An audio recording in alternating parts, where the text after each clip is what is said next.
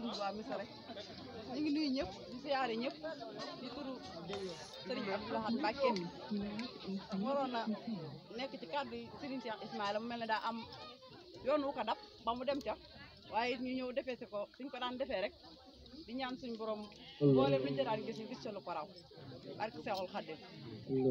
maanaam li nga xamante ni nag moo tax ñu yëkkatiloo ma kàddu itam mooy soññee rek surtout suñu mbokki jigéen ñi ndax sëriñ bi moom yaakaar naa fàggu na lépp démb tey doog a ñëw nañ xam ne maanaam képp koo xam ne nii xool nga sa bopp te gisoo ko ci yow la waaye sëriñ bi lépp a mat man damaa gëm ne sëriñ bi lépp a mat ñun ñii suñ jëm bopp koo xam ne nii am nga yitte suba ba ngoon te fa jum Seexul Xaadim xam na ne yaa ko deful lu ko jar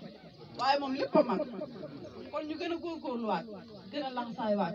gën a boolewaat suñu bopp te bàyyee suñu bopp ak sëriñ bi nga xam ne mën na lépp te comme defal lépp nga am lépp yàlla ñu defal lépp léegi nag dëkk borom Sam bii nga xam ne mooy ci lañ taxaw te lu ruy njaag te mooy njaag ndax loo jege-jege jaar borom Sam gën laa jege jaar moom mi nga xam ne nii moo ñu nekk ñëw ci soxna jaar kon mu mel ne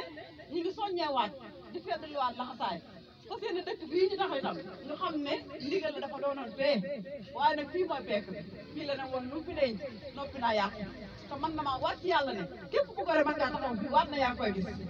sëriñ bi bàyyi ñu guddi bàyyi ñu bëccëg ku mu doon di nelaw ba bës kër sax boo lambee say poos dañ ci dara te lépp borom Sam kon nañ ko delloo njukkal nañ safal dëkkam bi nañ safal suñu xol yi te dem yàlla rek tax maa ngi sant ñëpp di gërëm ñëpp Cheikh Abdoulaye ñu ngi lay ñaanal suñu borom yàggal fi loolu te wéral maa ngi Cheikh Xaadim saa bu ñu geesoo yàlla nañ la daj yàlla nañ la gis ci suñu xol yàlla nañ la gis ci suñuy bët jërëjëf